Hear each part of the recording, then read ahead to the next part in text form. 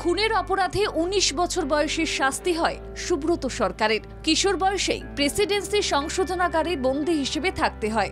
৩৩ বছর জেলবন্দি অবস্থায় ছিলেন তিনি। খুনের অভিযোগ ওঠার পর কিশোর বয়সেই আদালতের রায়ে তার ঠিকানা হয় প্রেসিডেন্সি সংশোধনাগার। ৩ দশকেরও বেশি সময় পর ছাড়া পেয়েছেন তিনি। সুব্রত বাবুর পরিবারে এখন আর কেউ নেই। ৩ দশকেরও বেশি সময় পর ছাড়া পান হরিদেবপুরের সুব্রত সরকার। সংশোধনাগারে থাকার সময় জীবন সংশোধনের সুযোগ পেয়েছেন তিনি। আলোর পথযাত্রী হওয়ার তিনি সংকল্প নেন। পেটের টানে পুরনো জীবন ভুলে নতুন করে সবকিছু শুরু করার সিদ্ধান্ত নেন। কিন্তু তাকে কাজকে দেবে? সুব্রত সরকারের ঘুরে দাঁড়ানোর লড়াইয়ের ইচ্ছের কথা জানতে পারে জেলা কারা বিভাগের প্রিভিশন এবং আফটার কেয়ারের আধিকারিক মনোজ কুমার রায়। জেলা প্রশাসনের সহযোগিতায় শুরু হয় তার নতুন লড়াই। তার জন্য কি ধরনের কাজের ব্যবস্থা করা যায় তা নিয়েই চলছিল খোঁজ খবর। কারা বিভাগ জানতে পারে সুব্রত সরকার গাড়ি চালাতে পারে। প্রশাসন এরপর ঠিক করে তাকে অটো কেনার ব্যবস্থা করে দেবে। সেই মতো কারা বিভাগের উদ্যোগে অটো হাতে পান তিনি।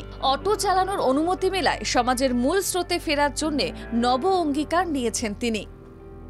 সংশোধনাগারের আছে, তারা যখন সরকার তখন তাদের ছাড়বে, তারা বেরিয়ে এসে সবার সহযোগিতা নিয়ে যাতে সমাজের মূল স্রোতে ফিরে সুষ্ঠুভাবে জীবনযাপন করতে পারে। কোনো কার্যকলাপ যাতে না করে, তাকে যাতে আর পুনরায় ওখানে না যেতে হয়, সেজন্য সুষ্ঠুভাবে বেঁচে থেকে এরকম স্যারদের সহযোগিতা পেয়ে যাতে সুষ্ঠুভাবে বেঁচে থাকতে পারে।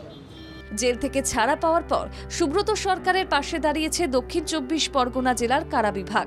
জেলমুক্ত ব্যক্তিকে অটো কেনার জন্য ঋণের ব্যবস্থা থেকে শুরু করে রুট পারমিট পর্যন্ত বের করতে সাহায্য করেছেন কারা দপ্তরের আধিকারিকরা। নতুন অটোতেই যাত্রী তুলে ফের নতুন করে একবার জীবন শুরু করেছেন ওই পৌর। এই নিয়ে সুব্রত বাবু সরকারি আধিকারিক ও রাজ্য সরকারকে ধন্যবাদ জানিয়েছেন। তার মত, আরও অন্যান্য ব্যক্তিরা যারা দীর্ঘদিন পর বের হবেন তাদের পাশে এসে দাঁড়াতে অনুরোধ করেছেন তিনি। জীবনের প্রান্ত সীমায় এসে জীবনকে নতুন করে শুরু করতে পেরে খুশি সুব্রত সরকার। অপরাধ থেকে সকলকে দূরে থাকার পরামর্শ দিয়েছেন তিনি। এখন শুরু তার নতুন জীবনের লড়াই। আর সেই লড়াইয়ে সঙ্গী হয়েছেন দক্ষিণ ২৪ পরগনার জেলা প্রশাসন। অপরাধ জগৎ থেকে যারা মূল স্রোতে ফিরে এসেছেন তাদের সাহায্য করেছে রাজ্য সরকার। মাওবাদী গেরিলা থেকে অপরাধী অনেকেই সুস্থ সমাজের নাগরিক হয়ে উঠেছেন। আশা করা যাচ্ছে আগামী দিনে আরও অনেক নাগরিকই জীবনকে নতুন আঙ্গিকে গড়ার জন্য এই পথ ধরবেন।